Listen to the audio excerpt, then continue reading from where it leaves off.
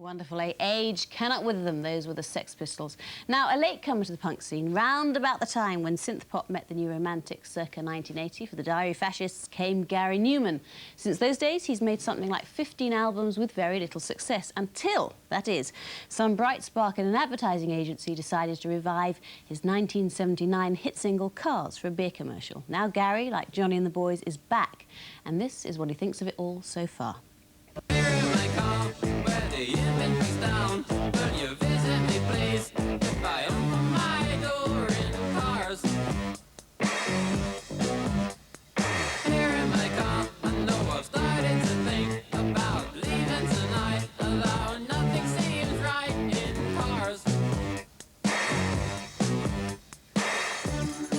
There's about 14 or 15 albums stuck in between Cars and what I'm doing now. There's been a lot of evolution going on. And when I wrote Cars, I was 21, still living at home.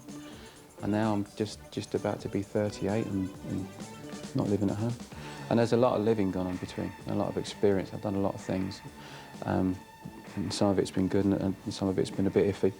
But through that experience, so what you write becomes more and more mature, I guess.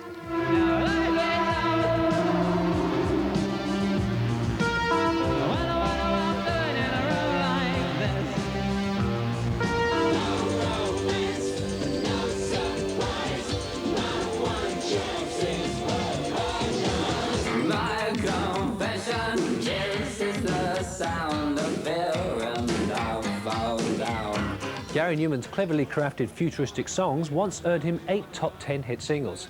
But since then, difficulty penetrating the pop charts was, for him, due to the hard task of getting his style of music played on the radio. The one main vehicle that we have shuts the door on 95% of the music in the country. For me, it's really irritating. Very, very, obviously, because, you know, career-wise, it's crippled me. You see, if they're going to play something 25 times a week because it's in the chart, if they only played it 15 to 18 times a week, it's still massively played. And yet all those other slots that are now free could be given to something a little more diverse, perhaps. And I don't mean sort of really, really weird, off-the-wall stuff, but wouldn't that be more interesting? Wouldn't it make the British scene? Now, we used to be really inventive, and all the really, really interesting things that came into the music business came from here. And now it's got very, very narrow, and it's all very smiley and happy and cute little dance steps and all wearing the same clothes and stuff like that. And I'm not anti that, because there's a place for that, but there's a place for everything else as well.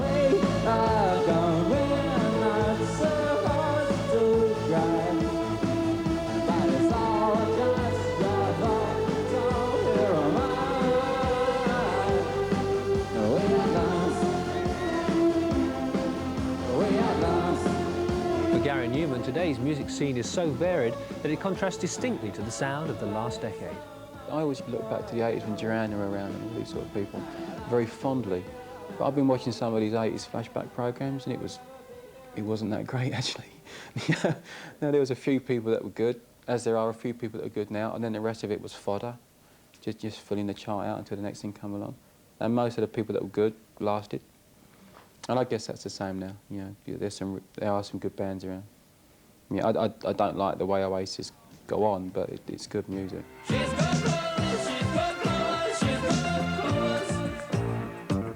As it happens, Gary Numan has a number of alter egos. There's Gary Numan the man, Gary Numan the pop star, and let's not forget Gary Numan the aircraft pilot. I've been a display pilot since '83. But you've got to do it. You know, you've got to sit in one of these things, and they are definitely loud. Very, very fast, and you come roasting in. I fly this Yak 11 for somebody, this Russian thing, as well as my own aeroplane. And you can like roasting in, you're on your side, and you're pulling about 4 or 5 G, and your face is giving it all this. Completely on your side, and you're about 50 feet off the ground. And you just go whap, whap, round and round and round, plop down at the top and carry on. You do like 5 or 6 minutes of that. And it's so amazingly exciting, you know, it's brilliant. I love it. Love it. That was Gary Numan. I'm taking a break right now, but don't go away because the best is yet to come. Tina Turner.